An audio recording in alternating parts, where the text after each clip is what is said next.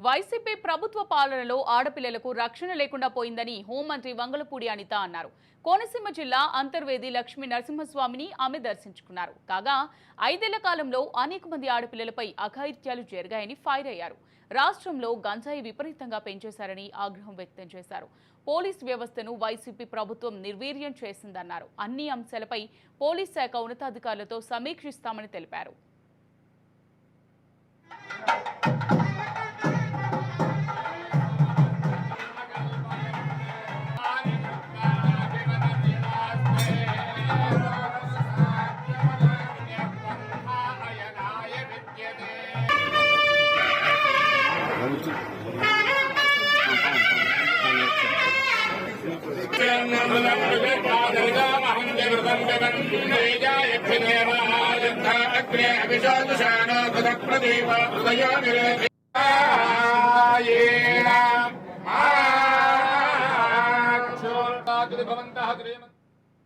అంతర్వేది లక్ష్మీ నరసింహస్వామిని దర్శించుకోవడానికి రావడం జరిగింది.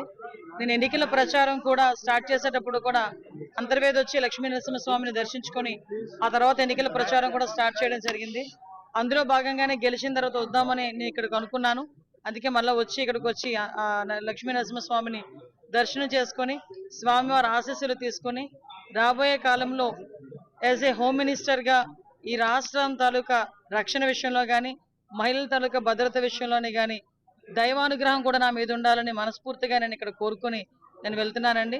ఏదైతే చంద్రబాబు నాయుడు గారికి, పవన్ కళ్యాణ్ గారికి, మోడీ గారికి కూడా మంచి ధైర్యాన్ని, అదేవిధంగా అభివృద్ధి పదంలో ముందుకు నడిపించే విధంగా సహాయ తోడ్పాట్లు అందించమని నేను కోరుకోవడం జరిగింది. అమలాపురం ఒకసారి ఒక అమ్మాయి సూసైడ్ చేసుకుంటే ఇక్కడికి వచ్చి వాళ్ళ ఇంటిని కూడా పరామర్శించడం జరిగింది.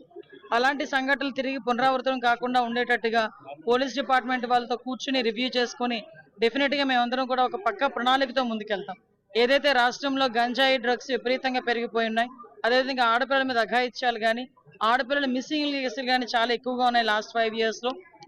క్రైమ్ రిపోర్ట్ చూసుకున్నా కూడా చాలా క్రైమ్ రిపోర్ట్ ప్రకారం కూడా అనేకమైన సంఘటనలు జరిగిన దాఖలాలు కూడా అఫీషియల్ గా కనిపిస్తున్నాయి. వీటన్నిటినీ కూడా ఓవర్కమ్ చేయడమే కాకుండా ఈ రాష్ట్రంలో ఉన్న మహిళలకే కాదు సామాన్య ప్రజలకి కూడా వాళ్ళ తాలూకా భద్రత, వాళ్ళ ఆస్తుల తాలూకా భద్రత అన్ని కూడా మేము చూసుకోవాల్సిన అవసరం ఉంది. కాబట్టి దీని మీద పోలీస్ డిపార్ట్మెంట్ వాళ్ళతో మేమందరం కూడా మాట్లాడుకొని తగిన నిర్ణయాలు తీసుకొని యాజ్ ఎర్లీ యాజ్ పాసిబుల్ ప్రజలందరికీ ముందుకు తీసుకొస్తాం. మా ఇష్టదైవం అంతర్వేది లక్ష్మీ నరసింహస్వామిని దర్శించుకోవడానికి రావడం జరిగింది. నేను ఎన్నికల